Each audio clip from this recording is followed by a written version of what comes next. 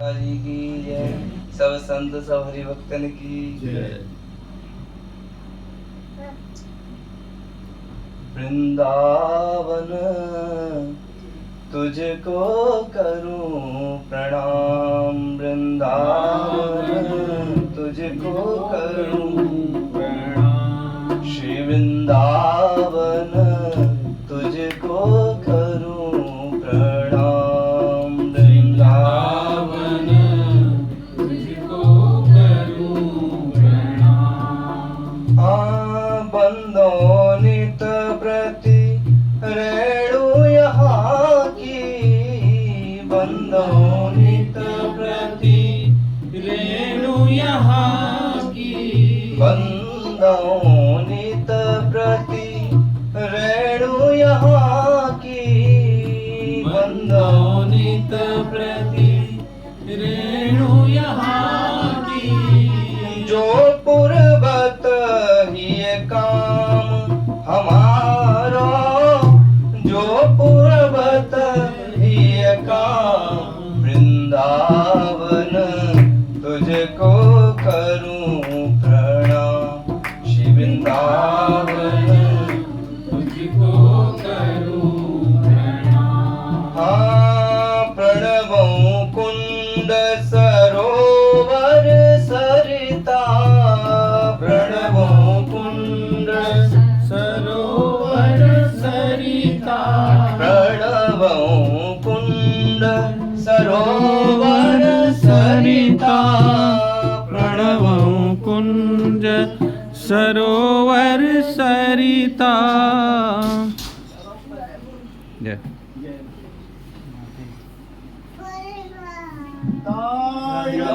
हरि बोल। लारी लारी अभी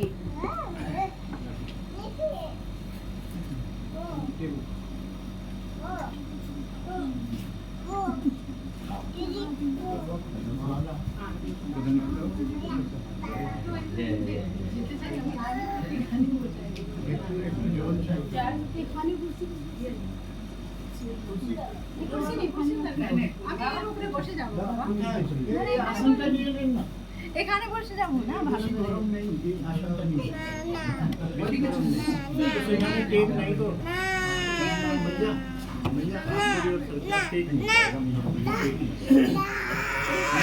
के लिए उधर किया था। नहीं ठीक है कोई हो गया नीचे रख दो, कुछ में रख दो, मिलो भैया आप इधर आ जाओ, आप इधर आ जाओ। हाँ आ जाओ भैया, आ जाइए, कोई बात नहीं है। आप भैया इधर आ जाए।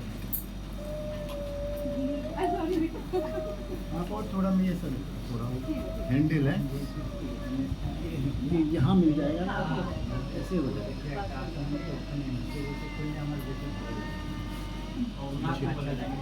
ठीक है ना। मैं ये कह रहा बड़ा आसन चाहिए, बिना बड़ा आसन में मैं कथा नहीं कर सकूँ, मेरा अभिमान है, इसलिए छोटा आसन का हटा गए। नहीं अरे ठीक है, मैं जो कह रहे ना उसमें मुझे ही अच्छा लगेगा। ठीक है बाबा। नहीं ये ऐसा बैठने मैं प्रसाद भी आप पाते हैं, कोई कुर्सी टेबल दे दे, पानी ठीक है, मैं लेके आती हूँ, आप ये देखो। क्या लाओगे? इनके लिए आसन में व्यवस्था आसन अभी है मेरे पास है। हाँ, सब पकड़ो, तुम पकड़ो। इसमें सोने से, इसमें बैठने से नींद आ जाएगा। ये लो बाहर ले जाओ उसको। यही ठीक है।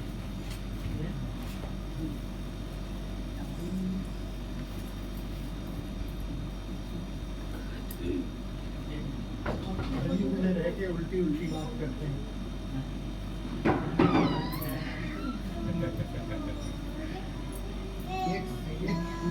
एक संत ने बहुत सारा लोग तो आते हैं, वो चांदी का सिंहासन साथ में लेके आते हैं। एक संत ने 12 साल परिक्रमा लगाया गिरिराज, बिल्कुल गिरिराज की कोई कृपा ना, कोई वाणी ना कुछ। तो फिर मन में विचार है 12 साल हो गए, अभी तक कुछ अनुभव नहीं, तो वो उल्टी परिक्रमा चालू करने लगा और गाली देने लगा। तो गिरिराज प्रकट हो गए। सही है। चौकी चौकी है, चौकी। चौकी ये रखिए पीछे रसगुल्ला हाँ। वाह आनंद आनंद आए सॉरी। कोई बात नहीं कोई बात नहीं लोग तो आजकल के बाबा जी लोग तो चांदी का सिंहासन लेके चलते हैं वो भी लाऊं, वो नीचे रखने के लिए। चांदी का ना? नहीं। ये जो है ये हीरा का ना वो जो वो पढ़ने के लिए होता है ना। स्टैंड। नहीं नहीं वो नहीं ये जो ऐसे लकड़ी का होता है। ये आपके कोई शॉल लाके शॉल। नहीं वो मना कर रहे हैं, मना कर रहे हैं। नहीं लागड़ी का हो तो दे दो लकड़ी का लाऊं? ठीक है। पहले एक वस्त्र दे दो अच्छा।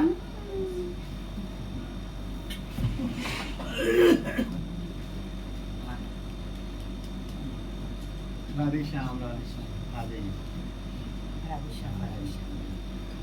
श्री राधे श्री राधे कुर्सी पर बैठो हाँ, बैठो। अरे यहाँ बहुत जगह खाली है सब ए देखो हाँ, ये वाला ठीक है, ये भी है नहीं ये गरम। ठीक है ये ठीक पूरी जगह खाली पड़ा है हाँ और लाड़ी है। गुरु जी की यहाँ कोई कमी कोई तो नहीं है तो वैष्णव की कृपा है तो कम क्यों है?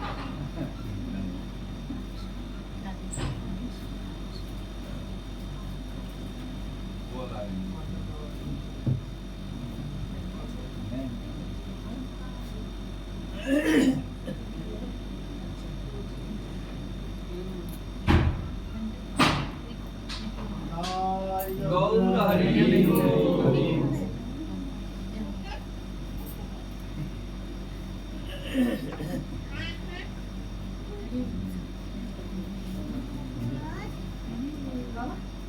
निताय गौर हरि हाँ मैं अभी दे दूँ।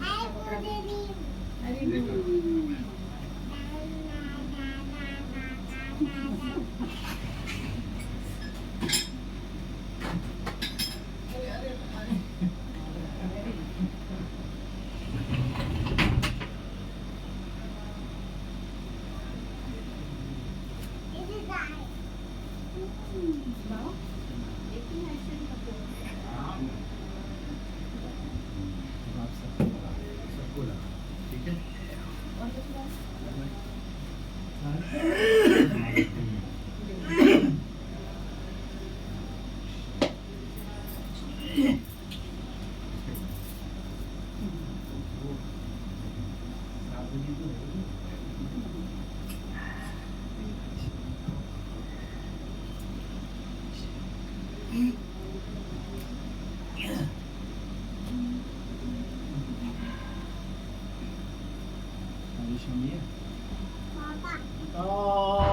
गौर हरि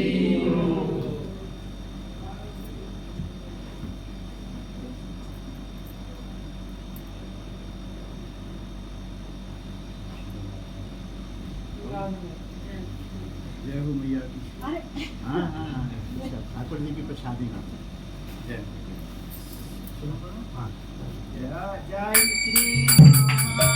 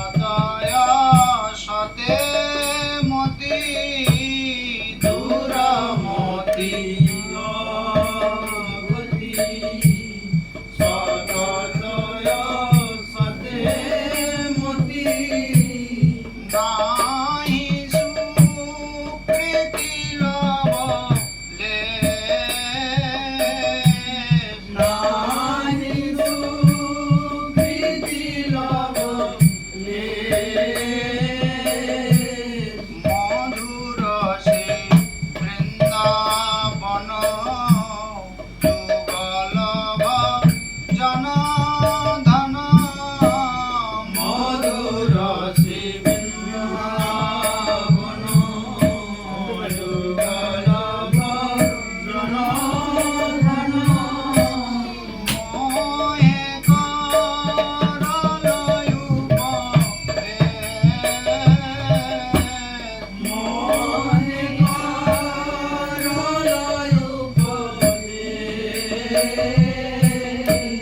নিরমল শিগৌর প্রেম রস সিঞ্চনে নিরমল শিগৌর প্রেম রস সিঞ্চনে পুরল সব মনয়াস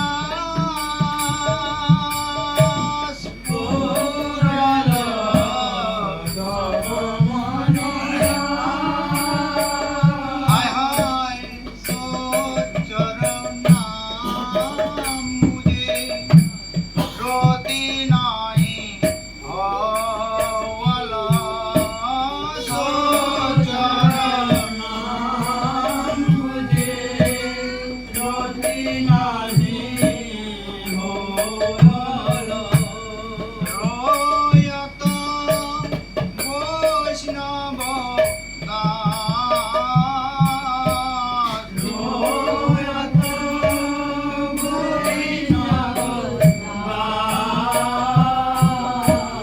रोयत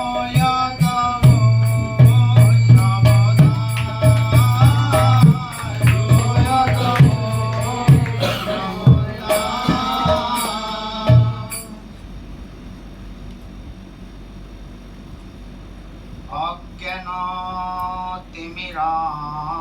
अज्ञानतिमिरान्धस्य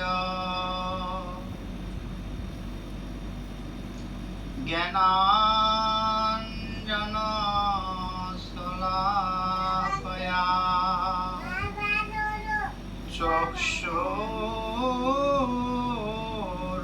चक्षुरुन्मिलितं येन तस्मै श्री गुरवे नमः।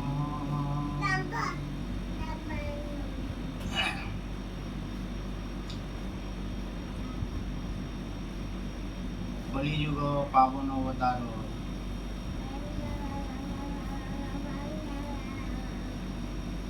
प्रेम रस घन सार सर्वस्व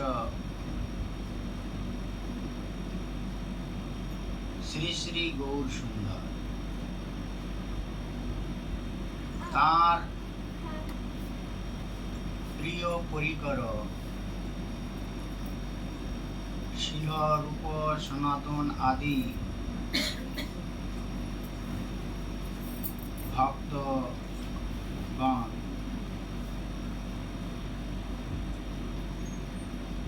कृपा पूर्वक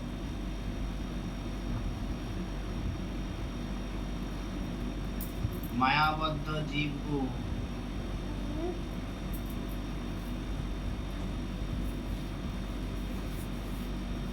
समझाए रे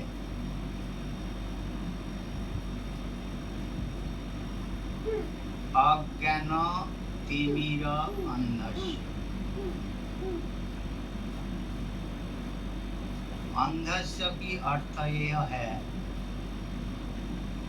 जो दोनों आंख बिल्कुल दृष्टि शक्ति हीन हो गया उसको कहा जाता है अंध अंधजन।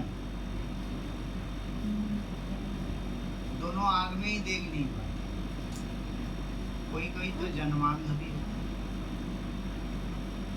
और यहाँ जो अंध है ये अंध कराया, कोई ने कर दिया अंध।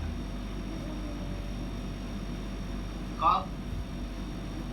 जब से हम सब ठाकुर जी की चरणारविंद भूल गया तब से हम लोग को अंध कर दिया। और अंध करके उसको उसको फिर ढकल दिया। कहाँ में? कहाँ ढकल दिया? अंधेरे में।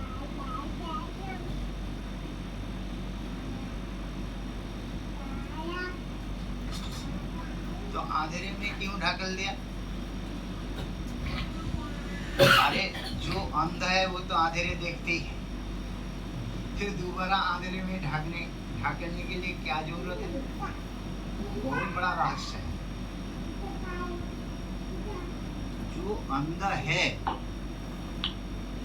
जो अंध है उसको अंधेरे में ढकेलने की कोई जरूरत नहीं, वो तो स्वयं अंधेरे हो चुका। फिर आचार्य चरण क्यों कह रहे जे उसको अंधेरे में ढकेल? इसमें गुरु चरण की कृपा से ये दास को ये अनुभव प्राप्त हुआ, जो एक कोई व्यक्ति को अंधा करके उसको ढकेल दिया जाए और वो दिन में ढकेल दिया जाए और वो खूब चित्कार चेचामेची करे, तो कोई ना कोई व्यक्ति आके उसको सहयोग कर सकता है। अच्छा तरफ से ध्यान दे के बात को गंभीर पूर्वक हम लोग को सुनना चाहिए। बड़ा अनुभव की बात है। किसी को अंधा कर दिया तो उसको धक्का मार के फेंक दिया और वो दिन में किया, तो फिर वो अपना बाँचने के लिए किसी को सहयोग मांगे तो दिन में तो चलते फिरते घूमते फिरते कोई ना कोई मिल ही जाए। आधी घंटा में ना मिले, एक घंटा में ना मिले, 2 घंटा 4 घंटा रोते रहो, खोते रहो, चित्कार करते रहो, विरह व्यथा प्रकट करते रहो, तो कोई ना कोई मिल ही जाए। लेकिन रात में किसी को ढकल दिया जाए, कोई अंधेरे में पड़े रहे और कोई ऐसा कांटे वाला झाड़ी में फेंक दिया जाए अंधा करके, और वो कितना चिल्लाए, और रात की गभीरता में भी करे, गभीर रात में करे, तो कौन सुनेगा? तो इसलिए आचार्य चरण तिमिर मतलब आधेरे अंधस्य, तिमिरांधस्य।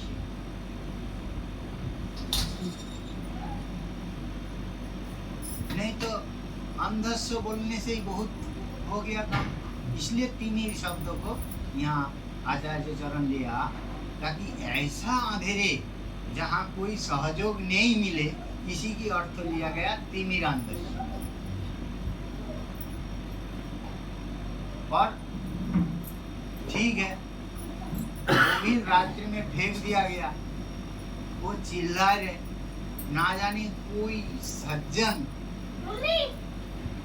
अकस्मात उदय हो जाए, कोई महापुरुष उदय हो जाए उसकी जीवन में, तो फिर भी उसको हाथ पकड़ के सोई रास्ता में ले जा सकता है। लेकिन फिर वो चिल्लाते भी नहीं, और अंधेरे में पड़ा है और अंधा भी है और चिल्लाते भी नहीं, किसी को सहयोग नहीं मांग रहे, उसी की कहा जाता है अज्ञान।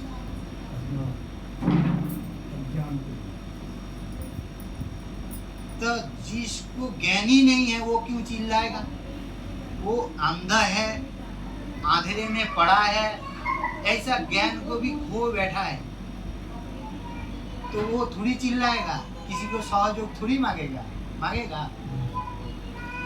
इसलिए अज्ञान, उसके पास अज्ञान होने के कारण वो ना चिल्लाएगा, ना सोचेगा मुझे अंधेरे में गिराएगा, किसी को सहयोग नहीं होगा। यही जीव का दशा। इसलिए आचार्य चरण हम लोग को निर्देश दे रहे कि गुरु की स्वरूप को, गुरु चरण को आश्रय करो। अज्ञान तिमिरांधस्य, तो हमको ज्ञान चाहिए। ज्ञान नहीं है तो अज्ञान कैसे जाएगा? ज्ञान का अर्थ क्या है? ज्ञान का अर्थ यही है, प्रेम रूपी संपत्ति चित्त में जब आस्वादन होगा उसको ही कहा जाता है ज्ञान। इसलिए हम लोग जो अभी अभी वंदना किया, कीर्तन किया, गुरु वंदना रूपी कीर्तन किया, जय जय श्री गुरु प्रेम कल्पतरु। गुरु की जो तत्व है वो केवल प्रेम कल्पतरु ही उनकी स्वरूप है, कोई हाड़ मांस चाम वाला शरीर नहीं है। जय जय श्री गुरु प्रेम कल्पतरु। और उसी प्रेम कल्पतरु की जब तक कृपा नहीं होगी तब तक जीव का अज्ञान नहीं जाएगा। इसलिए प्रणाम में, गुरुदेव की चरणों में प्रणाम में यही कहा गया, अज्ञान तिमिरांधस्य ज्ञानांजन। ज्ञान रूप अर्थात प्रेम अंजन जब तक, जैसा काजल लगाए दे, चाहे कोई ऐसा कुछ दवाई लगाए दे वो जो अंधता दूर हो जाए, तो यहाँ अंधता को दूर करने के लिए एक ही दवाई है, प्रेम अंजन, काजल। प्रेम रूपी काजल, भाव रूपी काजल जब तक हमको नहीं मिलेगा, प्रेम रूपी संपत्ति जब तक हमको नहीं मिलेगा तब तक हमारी अंधता दूर नहीं है। तो जीव को दशा क्या है? ना अज्ञान तिमिरांधस्य। तीन वस्तु हमारी पास है। एक नंबर है मैं अंध हूं, दूसरी मेरी दशा है अंधेरे में मुझे ढकल दिया, और तीसरी दशा है अज्ञान। तीन स्थिति बन गया, तीन बीमार है, एक अंध है और दूसरा है अंधेरे है और तीसरा है अज्ञान। तो तीन ऐसा बीमार है, ये तीन बीमार को हटाने के लिए एक ही वस्तु जरूरत है, वो है प्रेम संपत्ति, प्रेम रूपी अंजन। उसी को ही कहा गया ज्ञानांजन शलाकया। तभी चक्षु उन्मीलितम, चक्षु खुल जाएगा, आंखें खुल जाएगा, चक्षु उन्मीलितम, आंख खुल जाएगा। ऐसा प्रेम रूपी गुरु स्वरूप को मैं बारंबार प्रणाम कर रहा हूँ।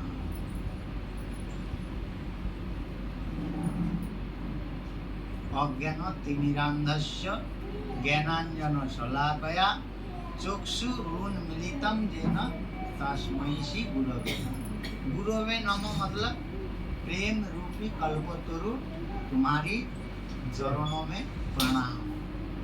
हे प्रेम कल्पतरु स्वरूप, तुम्हारी ये प्रेम कल्पतरु स्वरूप होते हुए भी तुम्हारी जो प्रकाश है, तुम्हारी जो प्रकाश है वो अद्भुत प्रकाश।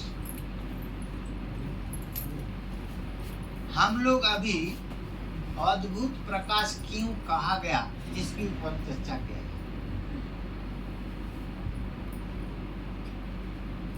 प्रकाश और अद्भुत प्रकाश। अद्भुत शब्द की अर्थ है जो आश्चर्यजनक होता है, जिस वस्तु को समझ नहीं सकता, कितना भी बुद्धि विचार लगाने पर भी आश्चर्य वस्तु आश्चर्य रूप में रह जाती। सोचते सोचते बुद्धि थक जाए उसको ही कहा जाता है अद्भुत प्रकाश। तो यहाँ प्रेम कल्प तरु स्वरूप को, श्री गुरुदेव को अद्भुत प्रकाश क्यों कहा गया? इसलिए कहा गया, हम लोग जो ये बुद्धि से चलायमान, जिस वस्तु के पास हम लोग कृपा मांगने के लिए तड़प रहा हूं, उस वस्तु ऐसा वस्तु है जो किसी प्रकार में समझ नहीं सकता। तो इसलिए हमारा बुद्धि जड़ता होने के कारण प्रेम कल्प तरु के पास ही प्रार्थना करना चाहिए जे हे प्रेम कल्प तरु स्वरूप श्री गुरुदेव, आप प्रेम कल्प तरु होते हुए भी और ऐसा द्विभुज नरदेह स्वरूप में और मायिक लीला द्वारा युक्त होकर मायिक कामना वासना रूपी भावना लीला प्रकट करते हुए मैं आपको कैसे समझ सकूं जे आप प्रेम कल्पतरु स्वरूप है?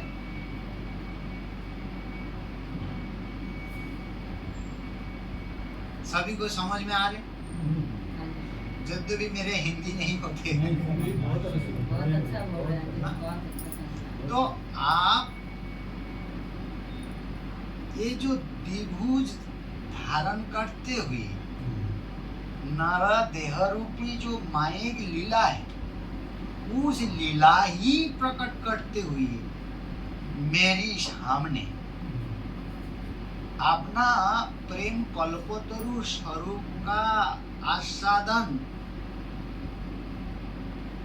ना देते हुए मायिक देह रूपी लीला द्वारा जो आपकी प्रकटीभूत स्वरूप है, इसमें मेरे समझ में नहीं आ रहे जो वास्तव में आप प्रेम कल्पतरु स्वरूप हो।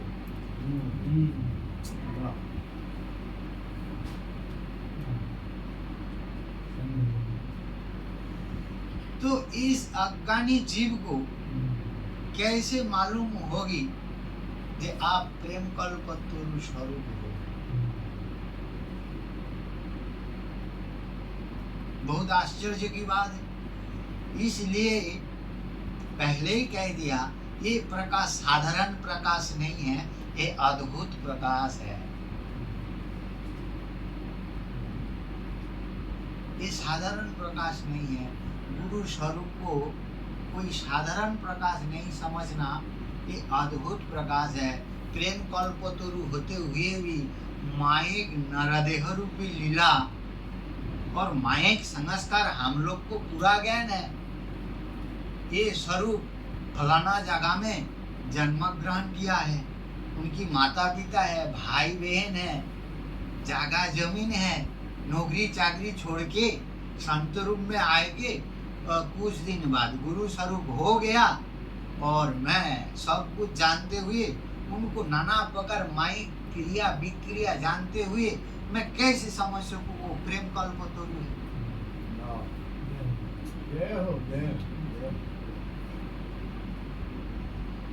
जैसा भाव ऐसा लाभ।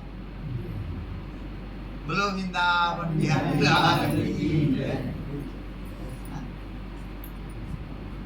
तो यहाँ आचार्य चरण कह रहे, ये है अचिंत तत्व, भेद होते हुए भी अभेद और अभेद होते हुए भी भेद। गुरु तत्व भेद होते हुए भी अभेद, अभेद होते हुए भी भेद। तो तत्वतः भेद दिखाई जा रहे तत्वतः, लेकिन शिष्य उन सा तत्व को पकड़ेंगे। एक तो है भेद होते हुए अभेद, हम लोग थोड़ा तत्व में जा रहे, फिर लीला में आएंगे।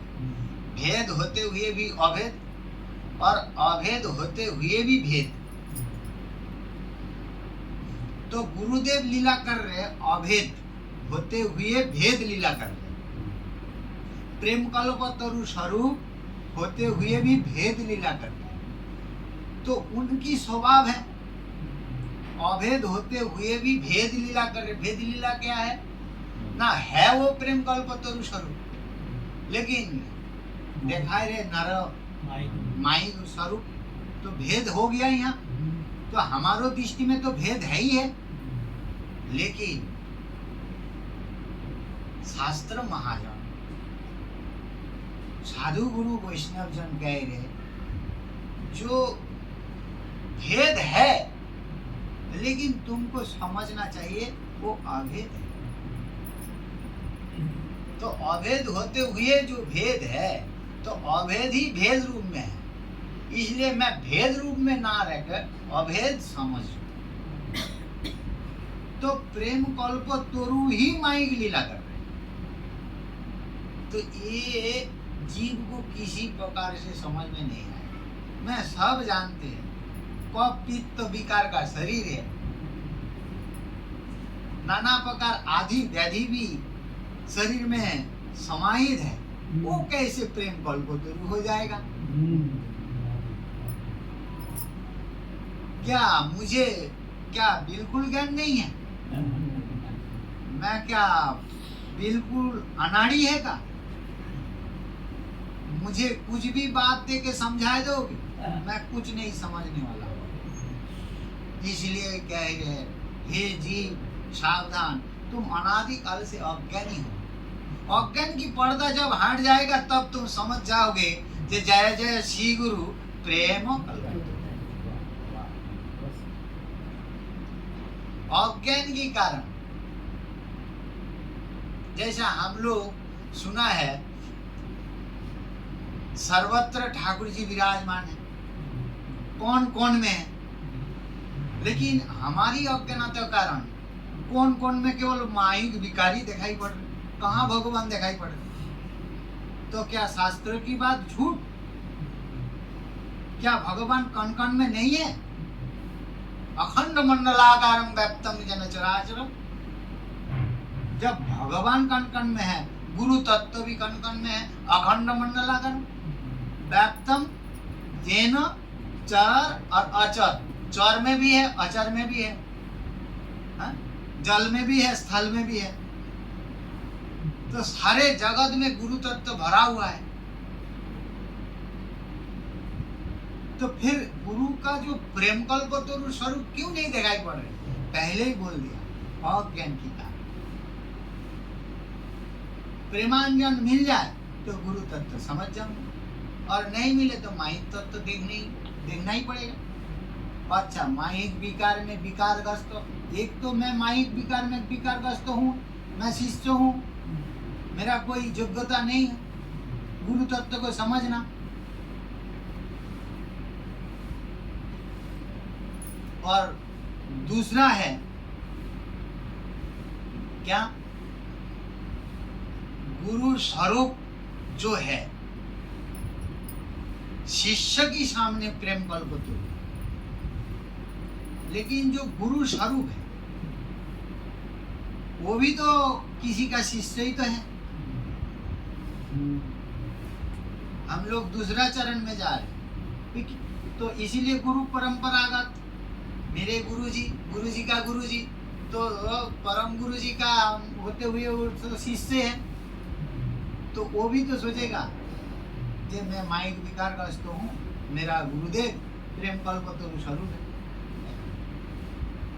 और वो अपना शिष्य के पास जैसा तीन परंपरा है, मेरा गुरुदेव आप है, आपका गुरुदेव है, तो आपका जो गुरुदेव है प्रकट लीला में, तो उनके सामने तो आप शिष्य हैं।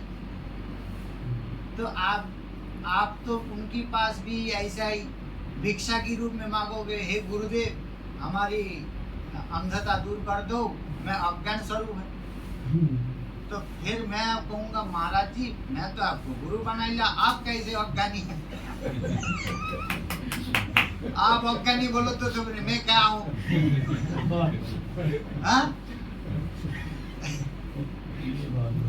ऐसा मत बोलिए, आप तो प्रेम कल्पतरु है। हाँ?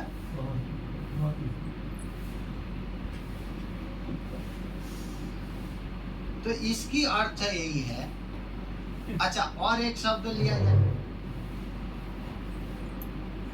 जैसा आपका गुरुदेव शरीर अप्रकट हो गया, ठीक है, आप रो रहे, हाँ गुरुदेव आप कहाँ चले गए, ये दास के ऊपर कृपा कब होगी, इस माया रूपी जंजाल से मैं कब मुक्त होकर आपकी सेवामृत प्राप्त करूं, रो रहे। और आपको देखते हुए मैं सोच रहा हूँ मेरा गुरुदेव क्यों रो रहे। अभी ये कह रहे माई जंजाल में मैं आबद्ध होके पड़ा हूँ, हे गुरुदेव मुझ पर कृपा कीजिए, मुझे उद्धार कीजिए, मैं कैसे ये माया रूपी जंजीर से मुक्त होकर आपकी चरणारविंद प्राप्त कर सकूं। हाँ? तो मैं क्या सोचूं, अरे मेरा तो गुरुदेव स्वयं जंजीर में पड़ा है, माया रूपी जंजीर, मुझे क्या मुक्त करेगा, मुझे क्या मुक्त। बोलो वृंदावन बिहारी लाल की। तो इसका भी समाधान गुरु कृपा से हम लोग आज चर्चा किया जाए, अच्छा लग रहा है? बहुत अच्छा लगा। इनको बहुत अच्छा लगा। ये मेरे बचपन के मित्र हैं। अच्छा। ब्रजवासी। चलो बढ़िया है, नई का जन्म है। बढ़िया है। ये तो हमारी नागिया गुरुदेव की कृपा से, उनकी शक्ति से हम कुछ बोल रहे, देरे शक्ति मैं बोल नहीं तो मैं तो उनके पास बालक है, कुछ नहीं जानते। तो जो भी हो, तो हम लोग इस प्रकार जो विचार करें, जो मेरा गुरुदेव स्वयं मायाबद्ध है और ये मुझे कैसे माया से मुक्त करेगा, ये बहुत बड़ा संकट की बात है ना। तो इसलिए गुरु तत्व को जब तक अच्छा करके हम लोग नहीं समझ सको, यहाँ ही है सबसे जड़, भक्ति की दरवाजा यहाँ ही है। तो इसलिए गुरु स्वरूप को पहले तो बोलते हैं प्रेम कल्पोतु, फिर गुरु को वर्णन करते हुए कह रहे समष्टि गुरु, व्यष्टि गुरु। तो व्यष्टि गुरु के रूप में आपका तो गुरुदेव शरीर पूरे हो गया, लेकिन समष्टि की गुरु रूप में है तो वो कौन है? तो समष्टि गुरु के रूप में भागवत स्वरूप समष्टि गुरु, चाहे कोई भी हो, जैसा जिसको भजन पद्धति है उसी के अनुसार वो अपना भगवत स्वरूप को समष्टि गुरु समझ सके। हमारी भजन के अनुसार हम साक्षात निताई चांद को समष्टि गुरु समझ लो, तो वो निताई चांद के लिए रो रहे।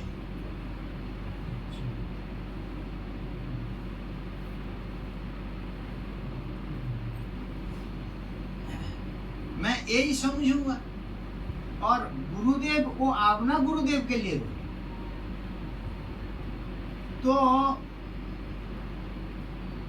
नहीं तो मैं समष्टि गुरु नहीं समझ सकूं, तो मेरा तो गुरुदेव प्रकट लीला में है, तो उन्होंने कीर्तन कर रहे, हाँ गुरुदेव आप कहाँ चले गए, तो उनकी पीछे तो हम लोग भी गायन करेंगे कि हाँ गुरुदेव आप कहाँ चले गए। तो समस्या खड़ा हो जाएगा, मेरा तो गुरुदेव सामने प्रकट है और उन्होंने भाई मैं तुम्हारी सामने हूँ, तुम भी ऐसा क्यों हल्ला कर।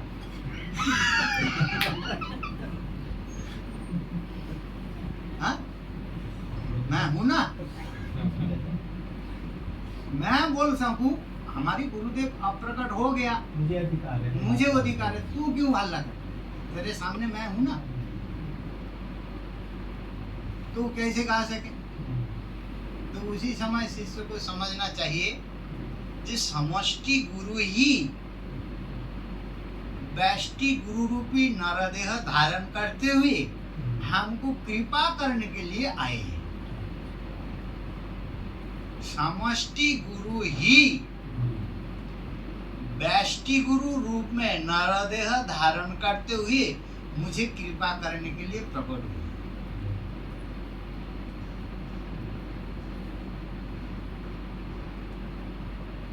तो वो व्यष्टि गुरु जब अंतर्धान हो जाए तो समष्टि गुरु जो व्यष्टि गुरु रूप में आए वो समष्टि में आ गया।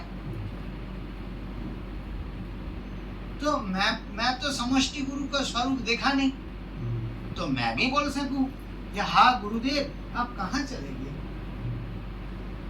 मुझ पर कृपा कीजिए, तो मैं रो सकता हूँ। कितना बढ़िया समाधान है, नहीं तो बहुत बड़ा समस्या खड़ा हो जाएगा। आज तक हम लोग सोचा है इस विषय में, तो इसलिए एक तो समष्टि गुरु है, एक व्यष्टि गुरु है और एक अंतर्जामी गुरु है।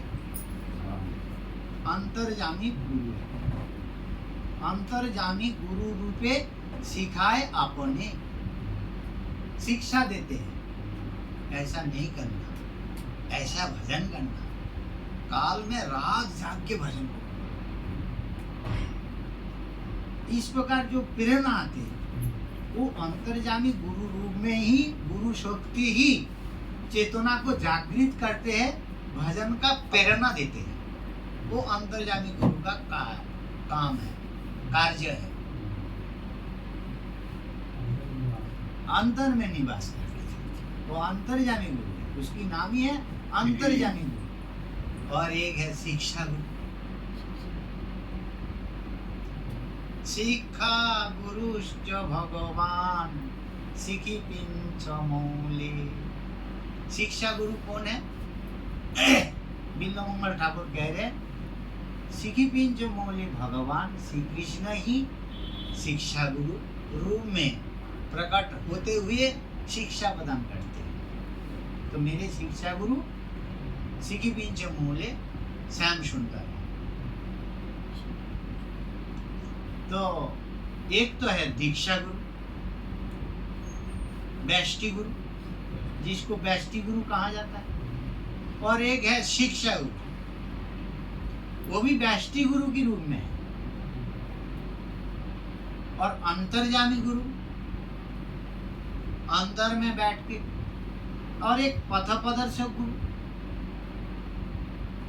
जैसा चिंतामणि वनिता, बाल वनिता जो है वो है पथ प्रदर्शक।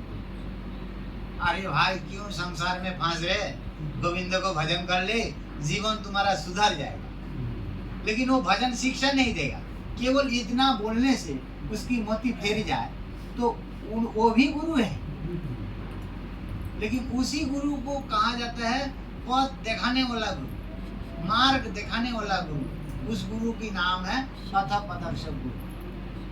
तो कितना गुरु का एक एक स्थिति है, एक पथ प्रदर्शक गुरु, अंतर्जामी गुरु, शिक्षा गुरु, दीक्षा गुरु, व्यष्टि गुरु, समष्टि गुरु, और सभी है प्रेम कल्प।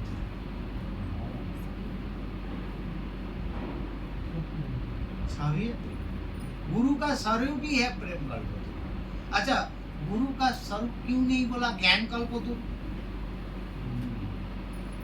ज्ञान देने से ही तो गुरु होता है। गुरु तो ज्ञान प्रदान करते हैं। जब तक मुझे ज्ञान नहीं मिलेगा तब तक मैं कैसे प्रेम प्राप्ति कर सकूं? बताइए। तो गुरु को प्रेम कल्पतरु बोल दिया, ज्ञान कल्पतरु क्यों नहीं बोला? बहुत बड़ा समस्या आ गया ना, समाधान करना चाहिए, है ना गुरु जी? तो समाधान क्या है?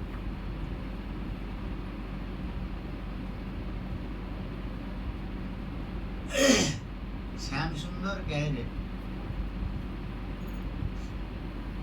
पूर्णानंदमय हूँ, मैं पूर्ण आनंदमय हूँ। इसकी बात कह रहे मैं चिन्मय पूर्ण तत्व, मृण्मय नहीं है, चिन्मय, पार्थिव नहीं है, अपार्थिव, अप्राकृत, प्राकृत ज्ञान नहीं है मेरे पास, माइक ज्ञान मेरे पास नहीं है, मैं डिलीट पहले से ही डिलीट होके ही जन्म लिया, आविर्भूत हुआ, प्रकट हुई, तो मैं चिन्मय पूर्ण तत्व हूँ, चिन्मय तत्व नहीं, मतलब तत्व भी परिपूर्ण तत्व हूँ, मतलब सर्वज्ञता हूँ, अनादि आदि गोविंद हूँ और सर्व कारण का कारण हूँ, सर्व कारण कारण हूँ, जितना कारण घटित हो रहे उसका भी कारण के रूप में मैं हूँ, इसलिए मैं सर्वज्ञ हूँ, सर्वज्ञता हूँ। मेरे ऐसा कोई इस अखिल ब्रह्मांड में, अखिल वैकुंठ में, गोलोक आदि धाम में ऐसा कोई व्यवहार नहीं जो मुझे जानकारी नहीं है। क्या है? अखिल ब्रह्मांड, अखिल ब्रह्मांड मतलब अनंत करोड़ ब्रह्मांड, एक दो ब्रह्मांड नहीं है। हम लोग जिस ब्रह्मांड में निवास कर रहे हैं ये सबसे छोटा ब्रह्मांड, इससे द्विगुना, उनसे द्विगुना, सब द्विगुना हो के अनंत ब्रह्मांड विराजमान। तो इसमें कितना ज्ञान की आवश्यक है? ब्रह्मा जी के पास कितना ज्ञान, तो फिर उसकी बात अनंत देव की ज्ञान बहुत है, क्षीरोदक्षाई जो विष्णु है उनको ज्ञान बहुत है, उसकी ऊपर में जाए गर्भोदक्षाई जो विष्णु है उसकी ज्ञान उससे ज्यादा है, कारणोदक्षाई विष्णु उसको ज्ञान उससे भी ज्यादा है, जो कारण समुद्र में निवास कर रहे। अच्छा, उसकी ज्ञान से फिर जो संकर्षण है उनकी ज्ञान और ज्यादा है, क्यों ना उनका सब अंशांश है। संकर्षण की अंश है कारणोदक्षाई विष्णु, कारणोदक्षाई का विष्णु अंश है गर्भोदक्षाई विष्णु, उनका अंश है क्षीरोदक्षाई विष्णु और क्षीरोदक्षाई का अंश है अनंत देव। तो एक एक लेवल आगे बढ़े तो ज्ञान बढ़ते ही जाए, क्यों ना अंश से वंशी को ज्ञान ज्यादा है। फिर संकर्षण, मूल संकर्षण, फिर बलराम जो ठाकुर जी की दूसरी विलास स्वरूप है, और फिर कृष्ण को कितना हो सकता है? बलराम को ज्ञान अगाध, फिर भी कृष्ण की ज्ञान की सामने नहीं है। कृष्ण जब माया रचा देते बलराम को भी पता नहीं, इतना ज्ञान। और वही कृष्ण, वो भी दापर वाला कृष्ण, दापर वाला कृष्ण से मधुपुरी वाला कृष्ण और विशिष्ट है।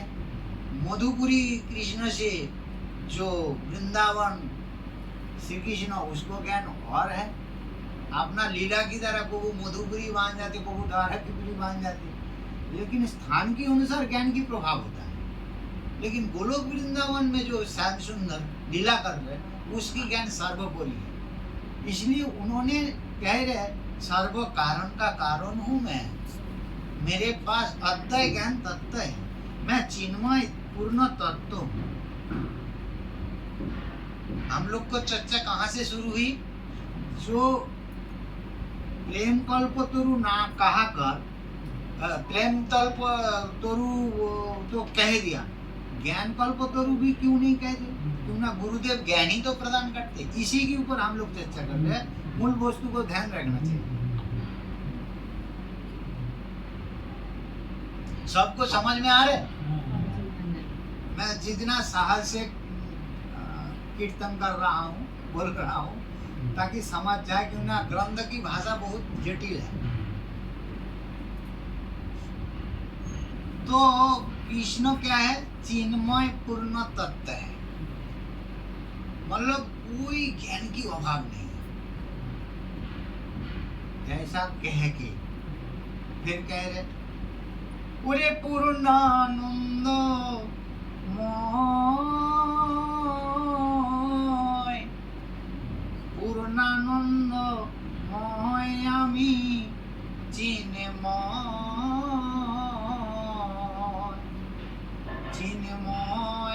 पूर्ण तत्व पूर्णानंदमय पूर्णानंदमय आमी चिन्मय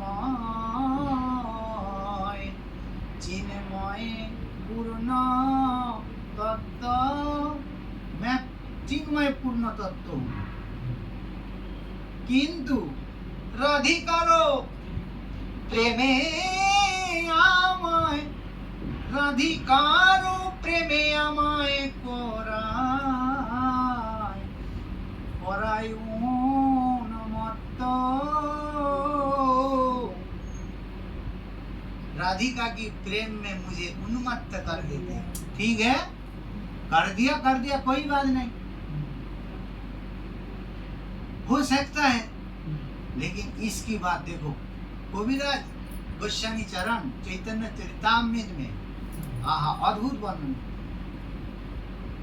आमी कतई चेष्टा करिलाम, मैं बहुत चेष्टा किया जे ऐसा प्रेम कैसे है जो मुझे उन्मत्त कर देते हैं। इसको जानकारी करने के लिए मैं बहुत प्रयास किया और मेरे जो पूर्ण ज्ञान है, मैं जो चिन्मय पूर्ण तत्व हूँ, सारे ज्ञान उसमें लगाए दिया जानकारी करने के लिए। राधिका का प्रेम मुझे क्यों उन्मत्त करते हैं, इसको जानकारी करने के लिए मैं पूरी ही अपना ज्ञान को उसमें लगाए दिया। लगाने के बाद भी मुझे बोले ना जानी राधारो আমি না জানি রাধারো প্রেমে আছে আছে কত বল। मैं नहीं जान पा रहे राधा के प्रेम में कितना ताकत है, कितने बल है, मैं जान नहीं पा रही। हाय रे, मैं चिन्मय पूर्ण तत्व होकर, ज्ञान की सम्राट होकर, ज्ञान का खान होकर, ज्ञान का सागर होकर, मैं भी राधा प्रेम जान नहीं पा रहा। कितना बड़ा आश्चर्य की बात है, कितना बड़ा सोचने की बात है। कौन कह रहे? साक्षात ठाकुर जी कह रहे, हमारी ब्रज की ठाकुर जी कह रहे जे राधा प्रेम मैं समझ नहीं सकूं, अपना ज्ञान द्वारा बहुत प्रयास कर लिया लेकिन समझ नहीं। फिर समझने के लिए मुझे कुछ ना कुछ करना पड़ेगा। तो चला को जब समझ में नहीं आते तो गुरु बना के फिर गुरु चरण आश्रय कर लो तो धीरे धीरे समझ में जाए। यही ज्ञान, यही बुद्धि द्वारा श्याम सुंदर शिष्य बन गया और राधा प्रेम को गुरु कर लिया। राधिकारो प्रेमो गुरु आमी शिष्य नय। राधिका की प्रेम को मैं गुरु कर लिया और मैं शिष्य नॉट हो गया। तो ज्ञान हो गया शिष्य और प्रेम हो गया गुरु। बोलो वृंदावन बिहारी राम की जय। तो ज्ञान को गुरु नहीं किया जाए, प्रेम ही गुरु है। जय जय श्री गुरु प्रेम कल्पतरु। ना जानी राधारो प्रेमे आछे कत बल, जे बोले आमारे करे सर्वदा विवल। विषय वस्तु कठिन तो नहीं लग रहे, सबको समझ में आ रहे? नहीं भी आ रहा हो तो अभी तो नहीं, बहुत अच्छे से आ रहा है। नहीं सबको आ रहा है, सभी यहाँ वैष्णव बैठे। तो राधिकारो प्रेम गुरु, राधिका का प्रेम ही गुरु है और मैं शिष्य नाट हूँ। जैसा मुझे नाचाते हैं मैं ऐसा ही मुझे नाचना पड़ेगा। गुरु जैसा शिष्य को नाचाएगा तो चेला को नाचना पड़ेगा, है ना? तो वृंदावन बिहारी श्याम सुंदर, श्याम नागर, वो भी राधा प्रेम में हैं, नाचते हैं, नटन करते हैं। नटन मंगल नंद किशोर आहा की भावे नाचिलो रे। नटन मंगल श्याम सुंदर, आहा वो श्याम सुंदर को नाचने वाला है और श्याम नाचने वाला है। तीन चीज है, राधा स्वयं प्रेम का तत्व है, प्रेम का स्वरूप है। एक स्वरूप में राधा है और दूसरा स्वरूप को प्रेम बीज में खेलते हैं, दोनों को नाचाने के लिए। राधा का प्रेम स्वरूप होते हुए भी प्रेम आलाप से नाचते हैं। तो प्रेम क्या चीज है? हम लोग वहां ही घूम रहे, जय जय श्री गुरु प्रेम कल्पतरु, उसके आगे नहीं बढ़ रहे। अद्भुत जाको करो काशी यहाँ तक। अच्छा, कथामृत ज्यादा लेट हो जाए तो फिर आप थोड़ा इशारा कर देना, यहाँ ऐसा हाथ उठाए देना। तो प्रेम क्या चीज है? ध्यान से बात। हाँ, प्रेम क्या चीज है? ये बड़ी जिज्ञासा। बड़ी जिज्ञासा।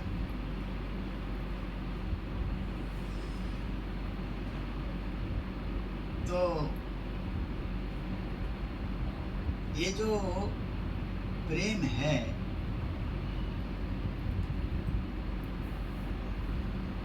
श्याम सुंदर का अनंत शक्ति है। अच्छा करके हम लोग को ध्यान देना चाहिए। बहुत सरलता से हम लोग गा रहे, कीर्तन कर रहे। श्याम सुंदर का कितने शक्ति है? अनंत, गिनती कोई कर नहीं पाएगा कितने शक्ति है, अनंत शक्ति है। और उसी अनंत शक्ति को हम लोग समझ नहीं सकू, ये शास्त्र महाजन केवल बोल दिया श्याम सुंदर का अनंत शक्ति, कृष्ण का अनंत शक्ति है। और उसमें तीन मुखिया है ना? हर जगह में प्राय तीन ही रहते हैं। कैसे? अध्यक्ष, मंत्री और कोषाध्यक्ष ना, क्या बोलते है ना? तो ठाकुर जी का तीन शक्ति है। तो तीन शक्ति का नाम क्या क्या है जानते हैं? बताइए। हाँ। संगीत संधिनी आराधनी शक्ति। वाह, बहुत अच्छा सुनाया। फिर उसको अच्छा करके हम लोग समझ जाएंगे, क्यों ना अज्ञान में भरा हुआ ना, अच्छा करके समझना चाहिए। तो ठाकुर जी का तीन शक्ति, मतलब तीन शक्ति नहीं है, अनंत शक्ति। उसमें प्रधान रूप में तीन शक्ति है। एक है अंतरंगा शक्ति, एक है बहिरंगा शक्ति, एक है जीव शक्ति। तो जीव शक्ति अथवा तटस्था शक्ति एक ही नाम है। माया शक्ति अथवा बहिरंगा शक्ति एक ही नाम है। और चित शक्ति अथवा अंतरंगा शक्ति एक ही नाम है। एक ही नाम का ही पर्यायवाची है। तो प्रधान है, एक अध्यक्ष है, एक मंत्री है, एक कोषाध्यक्ष, हो गया। लेकिन जब अध्यक्ष अपना कुछ व्यक्तिगत काम करते ना, तो मंत्री को भी हटा देते और कोषाध्यक्ष को भी हटा देते, है ना? होता ना? नहीं। तो ऐसा है। तो अध्यक्ष के रूप में जो श्याम सुंदर है, वो दो शक्ति जो है, एक माया शक्ति और एक जीव शक्ति। तो वो दो शक्ति को ऐसा जगह में रखा है जैसे श्याम सुंदर है, कृष्ण है, और इसके बाद रखा है जीव शक्ति, और जीव शक्ति के बाद रखा है माया शक्ति। तो जीव शक्ति की इधर देखे तो ठाकुर जी, और जीव शक्ति उधर देखे तो माया। केवल दिशा बदलना है, ठीक विपरीत में है। पूर्व दिशा में ठाकुर जी है तो ठीक पश्चिम दिशा में माया है, और बीच में जीव शक्ति है। इसलिए इस जीव शक्ति का नाम रखा गया तटस्था। जैसा पानी है और सूखी जगह है, पानी और सूखी जगह के बीच में तट होता है, जैसा नदी का तटभूमि। तो इसी प्रकार तट मतलब जल भी नहीं है और सूखी भी नहीं है, कुछ जल का भी अंश है, कुछ सूखेपन की भी अंश मिला के जो स्थान होता है उसको कहा जाता है तट। मतलब क्या है, जीव शक्ति का, हम जल्दी बोल रहे क्या और धीरे बोल, तो जीव शक्ति का एक ही विचार है, उसकी दो प्रकार चेष्टा है। वो भगवत तरफ भी जा सकता है, माया तरफ भी जा सकता है, कि दोनों के अटैचमेंट के बीच में है, इसलिए तटस्था, तट पर अवस्थित शक्ति, इसलिए तटस्था।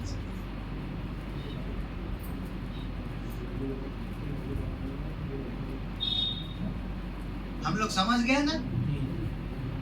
तो तटस्था शक्ति, तो तटस्था शक्ति भगवत की तरफ भी जा सकती है और माया की तरफ जा सकती है। हम लोग को मूल टारगेट है प्रेम क्या चीज है, ध्यान रखना है, वहां ही जाना है। इसलिए हम लोग कहाँ से निकाल के लेके जा रहे, ध्यान दीजिए। पहले बोला कृष्ण का अनंत शक्ति है, उसमें सारे शक्ति को छोड़ दिया।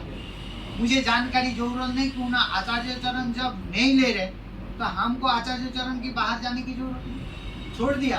तीन शक्ति प्रधान रूप में लिया। तीन शक्ति में हम लोग अभी तटस्था शक्ति, माया शक्ति और अंतरंगा चित शक्ति को वर्णन कर रहे हैं। अंतरंगा शक्ति द्वारा ही ठाकुर जी बना हुआ है। उसकी बाद जो शक्ति है वो है तट, जीव शक्ति है, और उसकी और भी दूर में जो है वो है माया शक्ति है। और एक बात बताया, फिर बार बार आलोचना कर रहे, जैसे ठाकुर जी पूर्व दिशा में है और माया ठीक पश्चिम दिशा में, उल्टा तरफ है, और बीच में जीव शक्ति है। इसलिए उसको ही छोड़ दिया गया, स्वाधीनता दिया गया। तू माया भी पकड़ सकता है और भगवत स्वरूप भी पकड़ सकता है। तो माया और भगवत क्या दोनों को क्रियाकलाप एक है का प्रश्न यहाँ पर है। बोले दोनों को क्रियाकलाप एक नहीं है। भगवान से भी करुणा ज्यादा है माया का, ये कैसी बात है। बोले भगवान को कृपा जब तक नहीं मांगोगे तब तक कृपा नहीं करेगा, जब तक आंसू नहीं बहाओगे तब तक ठाकुर जी कृपा नहीं करेंगे। लेकिन माया के पास रोना फोना कुछ जरूरत नहीं, माया स्वयं आए के आपको गोद में बैठाए लेगा। बोले ओरे मेरे लाला, ओरे मेरे प्यारा, तू भगवत भूल गया, मैं हूं ना, मैं हूं ना, मैं काय के लिए है चिंता, काय की ठाकुर जी की भूल गया, मैं हूं, मुझे बुलाने की जरूरत नहीं, मैं स्वयं आके तुम्हें गोद में। बोला वृंदावन गया। मतलब इसकी अर्थ ये नहीं है जो माया बड़ा करुणाशील है, ये अर्थ नहीं है। माया करुणा की अर्थ ये है दुख देने के लिए उसकी बड़ा करुणा है, क्यों ना वो दुख से बना हुआ सब। माया शक्ति की कार्य ही दुख है। कृष्ण भूली शई जी अनादि बहिर्मुख, कृष्ण भूली, कृष्ण को भूल गया है, वो जीव बहिर्मुख हो गया। उन्मुख और बहिर्मुख। उन्मुख किसको, जो कृष्ण की तरफ दृष्टि है उसको कहा जाता है उन्मुख, और कृष्ण की दृष्टि नहीं है, थोड़ा सा पूर्व दिशा से ईशान की तरफ हल्का सा, 1 इंच भी नहीं, आधी इंच भी नहीं, ये बाल की भी जो धागा से भी बाल कितना बारीक है, बोले इतना भी हल्का सो हिल गया, फिर माया पकड़ लिया। बोले मेरा पश्चिम दिशा तक देखने की जरूरत नहीं, मैं इतना चालाक हूँ, मैं देख लिया थोड़ा सा ठाकुर जी से हट गया मन, मैं पकड़ लूंगा, चिंता मत करो, मैं गिरने नहीं मेरे इतना करुणा है, मैं गिरने नहीं दूंगा। क्यों ना मेरे दुख देना सवाल, जो ठाकुर जी को भूल जाते, मैं उसको दुख देने के लिए मैं इतना तड़पते हूँ सहज होती है। हाँ, मैं सहज प्रक्रिया से तो उसको पकड़ लेता हूँ। जैसे पानी ढलान पे अपने आप जाता है, ऊपर कर लिए ताकत लगाना पड़ता है, मेरे हाँ। को चढ़ाना। बोलो वृंदावन बिहारी लाल की। माया सहज नहीं। मायापति सहज में, उसको पुकारना भी नहीं, रोना भी नहीं, वो सहजता से आए कि मुझे पकड़ लो। कितना करूँगा है उनको, और ठाकुर जी के लिए रोना पड़ेगा, खोना पड़ेगा, तभी उनकी कृपा आएगी। तो ये है माया शक्ति की कार्य। हम लोग को क्या है, प्रेम क्या चीज है, ध्यान रखना, वहाँ जाना है। बार बार याद कराए रे, वहाँ जाने के लिए हम लोग इतना भूमिका निभाए। मूल प्रश्नों को ध्यान रखना पड़ेगा। तो ये हो गया दो, पहले एक जीव शक्ति और माया शक्ति और भगवत शक्ति में कैसे ये लीला चल रहे, थोड़ा सो माइंड में ध्यान रखना चाहिए। जब मैं थोड़ा सो भगवत विमुख हो गया तो मुझे माया शक्ति कृपा कर देगी। कृपा किसी को भी चाहिए, माया को ले लो चाहे भगवत ले लो। हाँ? चुनाव आपके हाथ में है, किसको जिताओगे जिता लो। आपके दोनों हाथ में लाडू है, एक दुख रूपी लाडू है, एक आनंद रूपी लाडू है। अच्छा छोड़ो, ये जो माया जो बहिरंगा शक्ति है ना, वो तो बहुत दूर में है। अच्छा, भगवत स्वरूप से भी जीव शक्ति दूर में है। जब माया शक्ति वो भी भगवान का ही शक्ति है, और जीव शक्ति वो भी भगवान का ही है, और अंतरंगा शक्ति वो भी भगवान का ही है। तो फिर अंतर क्या है? अंतर यही है, अंतरंगा शक्ति द्वारा ही भगवान गठित है, ठाकुर जी गठित है, ठाकुर जी को बनाया गया, अंतरंगा शक्ति द्वारा उनको बनाया गया, और उनका ही शक्ति होते हुए भी लेकिन वो थोड़ा दूर दूर में अवस्थान करते, इतना ही फर्क है। दूर में अवस्थान करने के कारण उनको कार्य अलग अलग बन गया, उनकी स्वभाव अलग अलग बन गया। तो फिर जीव शक्ति तो समझ गया, तट में अवस्थान करते हैं, माया द्वारा प्रभावित हो जाते हैं, और माया शक्ति की कार्य है जो भगवान को भूल जाते, उस जीव को माया पकड़ लेते, ये तो सब समझ गए। लेकिन भगवत स्वरूप जो है वो एक ही शक्ति है, वो है अंतरंगा शक्ति। लेकिन जब अंतरंगा शक्ति को हम लोग अच्छा करके जानकारी करूंगा तो वो भी फिर तीन शक्ति द्वारा निर्मित, सत, चित और आनंद। समझ में आ रहे? दो शक्ति हम है ना, कोषाध्यक्ष को भी निकाल दिया, मंत्री को भी निकाल दिया, अभी अध्यक्ष को जांच करे। अध्यक्ष क्या चीज है, मतलब मूल जो स्वरूप ठाकुर जी है वही है हमारा अध्यक्ष। वो भी तीन शक्ति द्वारा बना हुआ है, सत, चित, आनंद। सच्चिदानंद रूपाय विश्वोत्पत्तादि हेतवे तापत्रय विनाशाय श्री कृष्णाय वयं नमः। तो सत, चित, आनंद। ज्यादा टाइम तो नहीं होगा, आप इशारा कर देना थोड़ा। तो सद अंग से तो सत, चित, आनंद, तो तीन अंश हो गए। एक ही वस्तु तीन चीज, तीन शक्ति द्वारा मिलित है। मिलित जैसा घर मकान बनाते ना, ईंट बाली सीमेंट, हाँ ऐसा देके बांधते हैं ना घर। तो ऐसा ठाकुर जी सत, चित, आनंद द्वारा बना हुआ है, सीधे सीधे बात। तो तीन वस्तु से बना है। तो सद वस्तु को कहा जाता है, सद क्या चीज है किसी को समझ में ना आए। सद एक शक्ति है, उसको सद शक्ति भी बोला जाता है, सौंदर्य शक्ति भी बोला जाता है। और चित क्या चीज है? चित है एक ज्ञान, चित भी बोला जाता है, ज्ञान भी बोला जाता है। चित अंश भी बोला जाए, ज्ञान अंश भी बोला। तो फिर दो हो गया। सद है संधिनी, संधिनी की शब्द की अर्थ है, संधिनी क्या है? संधानकारी इति संधिनी। तो संधान कौन करते? ज्ञान द्वारा संधान करते हैं। तो संधान क्या करते? लीला को संधान करते हैं। लीला कौन द्वारा होते हैं? परिकर द्वारा होता है।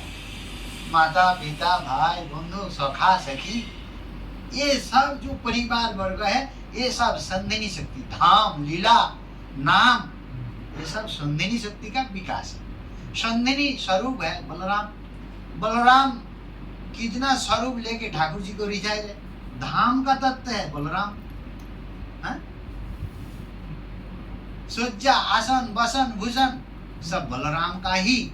और कली युग में बलराम ही नित्यानंद रूप में महाप्रभु का आसन बसन भूषण जुगल किशोर का निकुंज मंदिर तक साक्षात अनंग मंजरी स्वरूप में अनंग रंगाम्बु चत्तर रूप में ठाकुर जी को रिझाए आसन बसन भूषण होकर।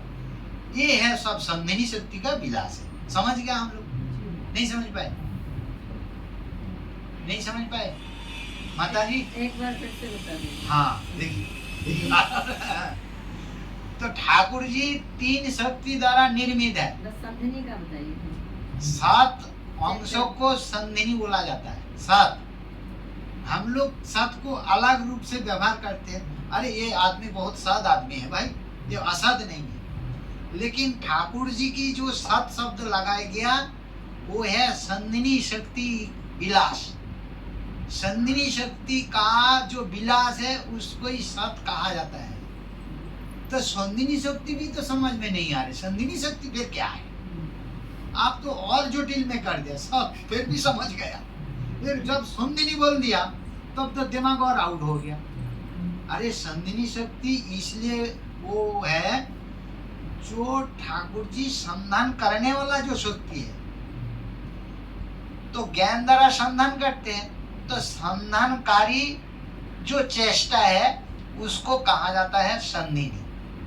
तो वो ठाकुर जी क्या संधान करते हैं ना, वो लीला को संधान करते हैं। तो लीला कैसे होगा? बिना परिकर छड़ा तो लीला नहीं होगा। परिकर छोड़ के लीला हो सकता है? तो परिकर में कौन कौन है? तभी कहा जाता है माता पिता सखा सखी दास, ये सब परिकर है। और परिकर लीला करेंगे तो लीला के लिए भूमि भी चाहिए। भूमि क्या है? वृंदावन धाम है। तो धाम, अच्छा केवल धाम हो गया। लीला करते हुए फिर पेड़ लता पुष्प फल कुंज निकुंज सभी चाहिए। राधा कुंड श्याम कुंड गिरी गोवर्धन सब चाहिए। ये सब सारे इन टोटल में कहा जाता है संधिनी शक्ति का विलास। यही है सत और बाकी सब असत। बोलो वृंदावन बिहारी की जय। अभी समझ में आया माता जी? इसको छोड़ के बाकी सब असत है इसलिए इसको सत कहा। हाँ मेरे मन में प्रश्न उठा था कि सत क्यों कहते हैं? हाँ तो उत्तर आपने दे दिया। हाँ। इसको छोड़ के बाकी सब सब असत है असत। इसलिए ये सत। ये सब। तो फिर हम लोग कह रहे क्या उनका भी कोई रूप होता है क्या? ना ऐसे ही भूमि के रूप में, ऐसे ही पेड़ लता फल फूल कुंज निकुंज भगवत नाम गुरु स्वरूप, इसको क्या कोई स्वरूप होता है क्या? बोले हाँ, ये भी ठाकुर जी का जो विलास स्वरूप है बलराम स्वरूप, वो ही कली युग में नित्यानंद रूप में आए। और नित्यानंद बहुत रूप धारण करके आसन बासन भूषण सज्जा अलंकार श्रृंगार कुंज निकुंज धाम तत्व सब रूप में संधिनी शक्ति की रूप धारण करके श्याम सुंदर को रिझाए। और वही सूक्ष्म रूप में संधिनी शक्ति होकर श्याम सुंदर की अंग में ही विराजमान है। तो ये सब जो प्रकाश हुआ देखा जाए श्याम सुंदर का ही शक्ति से सब कुछ प्रकाश हुआ। और समझाओ, समझ गया? बोलो वृंदावन बिहारी लाल। तो हो गया संधिनी शक्ति का चर्चा। फिर ज्ञान भी हो गया, चिद अंश में ज्ञान, ठाकुर जी की जो ज्ञान है वही है चिद शक्ति। ये तो सरलता से समझ गए। और रह गया क्या? आनंदांश, सत चित आनंद। तो सद अंश हो गया जिसको संधिनी बोलता है, चिद अंश हो गया जिसको ज्ञान कहा जाता है, और आनंद अंश जो है उसको कहा जाता है, आनंद क्या? आह्लाद प्रदान करने वाला है। तो जो आह्लाद प्रदान करते हैं उसको ही आनंद कहा जाता है। चाहे आनंद बोलो चाहे आह्लाद बोलो, आह्लादिनी, लादिनी, ह्लादिनी। तो ह्लादिनी शक्ति, जो लादिनी शक्ति वही है आनंद। तो हम लोग को क्या है? प्रेम क्या चीज? वहां जाना है, समझ गए? तो लादिनी को समझाने के लिए हम एक उदाहरण ले रहे हैं। जैसा गैया का दूध ले लिया है? और उसी दूध को उबालते हुए उससे चाहे दही जमाए के दो प्रकार से घी निकालते हैं। एक तो उनकी जो मलाई है उससे भी राग के उसमें घी निकल जाती है, और नहीं तो उसको साजी डाल के दही जमाए दो, दही हो गया। दही को 2-4 दिन रख के खटाई हो जाए उसको मध लो, मंथन करने के बाद उससे माखन, और एक तरफ माठा। तो माखन को भी थोड़ा नींबू पत्ता डाल के उसको भी फिर उबाल ले, अच्छा करके गरम कर ले, तो उससे घी निकल के आते। तो फिर हम लोग क्या कहते? दूध का सार है घी, यही तो बोलूंगा। तो ऐसा लादिनी को दूध कहा जाए तो लादिनी का सार प्रेम है। प्रेम क्या चीज है? लादिनी का सार है। समझ में आया कि नहीं? आनंद का सार है। आनंद दूध है। तो दूध की कई स्टेज हुआ? दूध की बाद दही, दही की बाद फिर माखन, फिर माखन की बाद घी, तभी तो सार बोला जाता। तो इसी प्रकार आनंद का सार है प्रेम, आह्लाद का सार है प्रेम। ये है प्रेम का परिभाषा है। लौकिक जगत में तो दूसरे के सुख से सुखी होने को प्रेम कहते हैं। हाँ, लौकिक में हाँ, ये परिभाषा दूसरी है। हाँ, थोड़ा अंतर होता है। अंतर। क्यों ना हमारी अज्ञान रूपी जो जगत है, इस जगत की सारे चेष्टा ही शास्त्र की बाहर है। अज्ञान से जो चेष्टा निकल के आएगा सभी व्यर्थ है, सभी बेकार है। ये तो अंध जगत का सिलेबस है। तो अंध जगत का सिलेबस तो अंधा ही बता, और अंधता बनाएगा, अंधता और बनाएगा। तो चलो हम लोग जो प्रेम है, तो प्रेम क्या चीज है? आ गया अर्थ। आनंद का चरम परम जो स्थिति है, सार है, वो है प्रेम। बोलते ना तत्सुख सुख क्या श्लोक सब वो अपनी शास्त्र का ही तो है। आ जाएंगे सब एक एक करके आ जाएंगे। तो आनंद का सार है प्रेम, आह्लाद का सार है प्रेम। तो समस्या यही है, हम लोग कहाँ हैं? अज्ञान में। अज्ञान पहले नहीं है, अंधा और तिमिर, फिर अज्ञान। इसको हम लोग को ध्यान में रखना ही पड़ेगा। तो फिर हम लोग को प्राप्ति करना है प्रेमांजन शलाका है। तो प्रेम क्या है अभी उसको व्याख्या चल। तो प्रेम रूपी अंजन और ज्ञान रूपी अंजन को व्याख्या हो गया। ज्ञानांजन फेल हो गया, वो भी शिष्य बन गया प्रेमांजन की सामने है। जैसा भागवत में भी देखा जाए, व्यासदेव ज्ञानांजन है और नारद मुनि प्रेमांजन है। सारे ज्ञान लगा दिया, वेद को मंथन कर लिया, 18 पुराण निर्माण कर दिया, 14 शास्त्र तैयार कर दिया, फिर भी मन असंतोष है वेदव्यास का।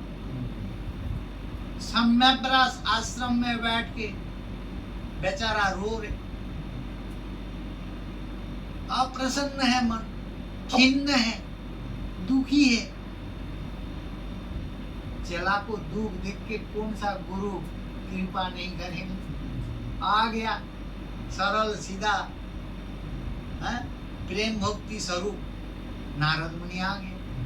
बेटा तू काय के लिए रो रहे? तू तो ज्ञान का खान हो, समुद्र हो।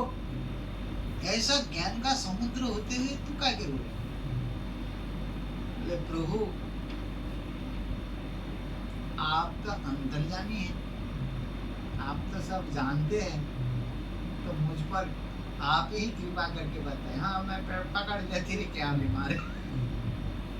तू जब महाभारत रचना किया है ना, केवल शारीर भाष्य रूपी संपत्ति प्राप्ति के लिए सूर्य को नमस्कार करोगे तो ताकत मिलेगा, ये अनुष्ठान करोगे तो तुम्हारा बुद्धि आएगा, इसको अनुष्ठान करोगे तुमको धन मिलेगा, पुत्र कामना के लिए ये करोगे तो ये अनुष्ठान करना। इसी प्रकार फल कामना रूपी देह भाष्य रूपी सुख प्राप्ति हेतु जो प्रकार अनुष्ठान द्वारा रचना किया ये शास्त्र, यही तुमको मन में दुख दे रहे। क्यों ना इस महाभारत में कोई जगह में लिखा नहीं भागवत गुणानुवाद।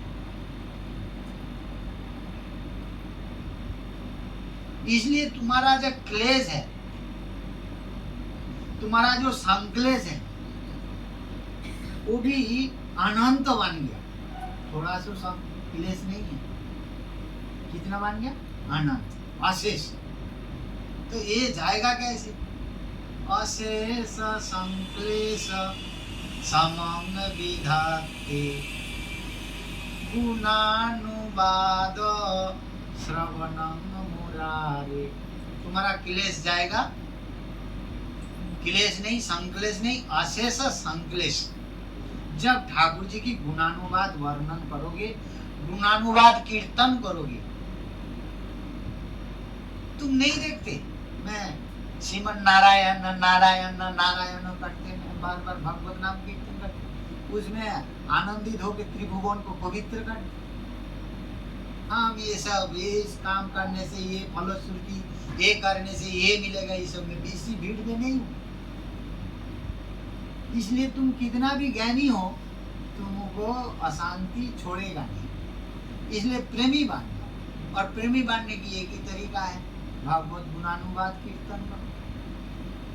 तो ज्ञान और प्रेम भागवत में भी है, और यहाँ हम लोग जो चर्चा कर रहे हैं, जो आह्लाद, जो आनंद, हम ध्यान रखते हैं कहाँ छोड़ दिया फिर वहीं जाऊंगा। इसलिए कोई चिंता की बात नहीं, कष्ट की बात नहीं, हम ठीक क्रम पूर्वक जाएंगे। आह्लाद का सार है, आनंद का सार है, क्या है? प्रेम। ठीक, तो हम लोग समझ गया ये प्रेम क्या वस्तु है। अच्छा, फिर प्रेम का आगे कुछ है क्या? प्रश्न किया जाए, क्या प्रेम ही शेष सीमा है? बोले नहीं, प्रेम की आगे और कुछ है। वो तो सार बोल दिया ना, सार की ऊपर कोई सार होता है तो फिर कैसे सार है? ये भी तो प्रश्न है। बोले यही तो आश्चर्य की बात है, यही तो अद्भुत प्रकाश है ना। तो हमारा कविराज वैष्णव बात कह गए, प्रेम का सार है स्नेह प्रेम। वाह, तो लादिनी सार अंश तार प्रेम ना। फिर समझ में नहीं आ रहे, कविराज फिर दूसरी भाषा लिया। बोले देखो, ये है आनंद, आह्लाद, इसका सार है प्रेम। प्रेम को मैं फिर दूसरा परिभाषा में समझाऊं, आनंद चिन्मय रस प्रेमेरो आख्यान। ये है आनंद और ये है आनंद चिन्मय रस। दो व्याख्या हो गया। एक है आनंद, वो भी चिन्मय है, और ये है रस। जब आनंद, जब आह्लाद रस में परिणत हो जाएगा उसको कहा जाता है प्रेम।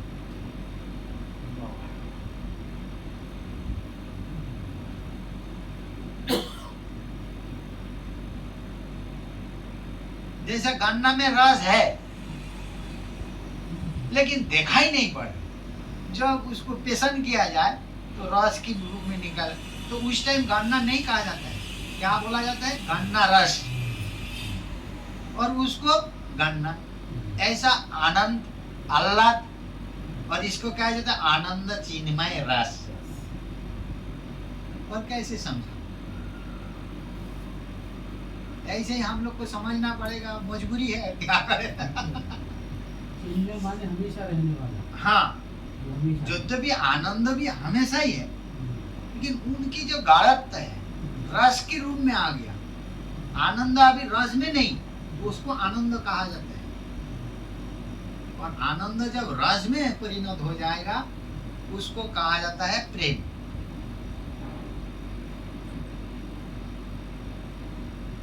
और प्रेम का सार है तो फिर उधर है आनंद चिन्मय रस प्रेमेरो आख्यान। तो फिर प्रेमेर परम सार क्या है? स्नेह प्रेम। हम लोग संक्षेप में ले रहे हैं, टाइम बहुत हो चुका है, संक्षेप में ले रहे हैं। और प्रभु की कृपा हो जाए, गुरु जी की कृपा हो जाए तो फिर हो जाए। रानी से पार होती रहेंगे। हाँ, आपकी अनुमति और आज्ञा चाहिए। हाँ, प्रेम का स्नेह प्रेम आ गया सार। स्नेह प्रेम का सार है मान प्रेम।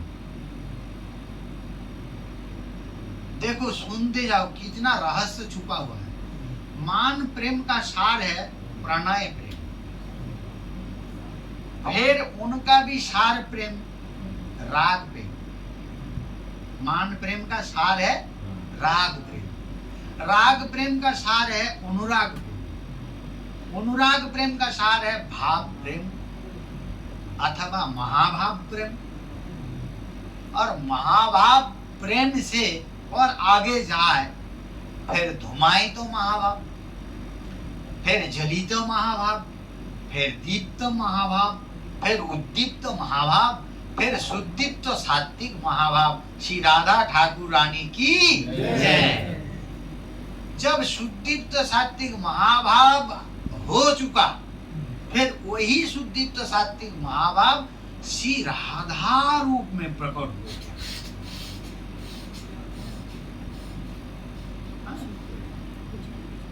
वही है राधा का रूप है। तो ऐसा श्री राधा का जो स्वरूप है वही प्रेम कल्प।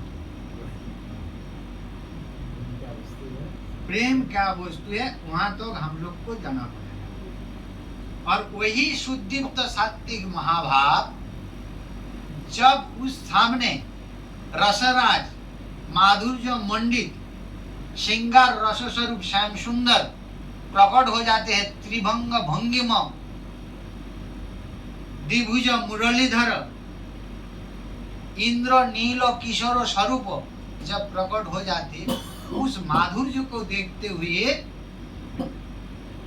स्वामिनी श्री राधा ठाकुर रानी जो शुद्धिप्त सात्विक महाभाव चिंतामणि स्वरूपा, वो क्या हो जाते ना, मादन रस में विगलित होके मादन प्रतिमा मूर्ति हो जाती है। तभी उस मादन प्रतिमा स्वरूपा श्री राधा को बोला जाता है आहा मादन रसवती श्री राधा। मादन रसवती श्री राधा कब होते हैं? जब श्याम सुंदर स्वामिनी की सामने प्रकट हो जाते हैं। तभी वो शुद्धित्व सात्विक भाव रूपा श्री राधा रूपी जो प्रेम है वो फिर मादन रस रूपी प्रेम का मूर्ति हो जाए। समझ में आ गया ना? खूब सहज से हम लोग समझे। और उसी जब श्याम सुंदर माधुर्य मंडित गोविंद थोड़ा सो अंतर्धान की दशा में होते हुए भी सामने है, लेकिन स्वामिनी को बोध हो रहे श्याम सुंदर मुझे छोड़ के चला गए। इस बोध में जब विरह आ जाते हैं तब उस विरह को कहा जाता है दिव्योन्माद। तो उसी समय स्वामिनी को मोहन महाभाव द्वारा उस मादन प्रतिमा के ऊपर एक अद्भुत विरहात्मक मोहन रस द्वारा उस प्रतिमा को एक अद्भुत भंगिमा प्रकट करते हुए दिव्योन्माद दशा में विराज होते हैं। और उसी मोहन और भाव युक्ता दिव्योन्माद स्वरूपा श्री राधा, हा श्याम सुंदर, हाय नागर, हे मोहन तुम कहाँ हो, मुझे दर्शन दो, तुम्हारी विरह में मैं छटपटा रहा हूँ, ना जाने मेरे दशमी दशा आकर मुझे खा जाए, उसकी पहले आके मुझे सांत्वना प्रदान करो। इस प्रकार रोते रोते उस दिव्योन्माद स्वरूपा फिर दो दशा स्थिति बन जाती है, एक है उद्घूर्णा, एक है चित्रजल। और उसी चित्रजल्प के रूप में सुखदेव गोस्वामी पाद भंवर गीत वर्णन किया है। और उद्घूर्णा के रूप में कृष्ण कर्णामृत में अद्भुत आस्वादन बिल्ल मंगल ठाकुर द्वारा हम लोग ज्ञात हुआ है। तो ऐसा हाव भाव हेला उल्लास बीरबुक मोटाई तो कुट्टिमित किलो किंचित कितना कितना भाव द्वारा श्री राधा प्रेम की अद्भुत वर्षण करते हुए श्याम सुंदर को रिझाए रहे, सखियों को रिझाए रहे, श्री रूप मंजरी आदि समस्त मंजरीगण को दासीगण को रिझाए रहे। श्रीमन महाप्रभु कह रहे केवल किंकरी ही पूर्ण रूप से उस जुगल माधुर्य को आस्वादन करेगा, सखी भी कभी जाएगा में वंचित हो जाते हैं। इसलिए मैं ऐसा अनर्पित वस्तु देने के लिए और मेरे भी 3 वांछा पूर्ण करने के लिए मैं गौर सुंदर रूप में कलिजुग में अवतीर्ण होके मंजरी भाव प्रदान करने करूंगा, और इस मंजरी भाव द्वारा मुझे ही प्राप्त करेंगे। इसलिए जय जय श्री गुरु प्रेम कल्पतरु अद्भुत जातो प्रकार। बोलो वृंदावन जय जय श्री राम निताय गौर हरि बोल। आज के आनंद की जय। पूज्य श्री श्री मदन बाबा महाराज की जय। सब संत जन की जय, वैष्णव जन की जय। श्री राधे। पूज्य गुरु जी नागिया जी महाराज की समस्त परिवार वर्ग की आज के आनंद की जय। इनकी इतना लोभ है, एक मिनट भी नहीं बोलेगा जब महाराज जी हो चुका है। इतना लोभ थोड़ी होना चाहिए, थोड़ा बहुत सब चीज में कंट्रोल होना चाहिए। हे भगवान 5 मिनट संकीर्तन। हाँ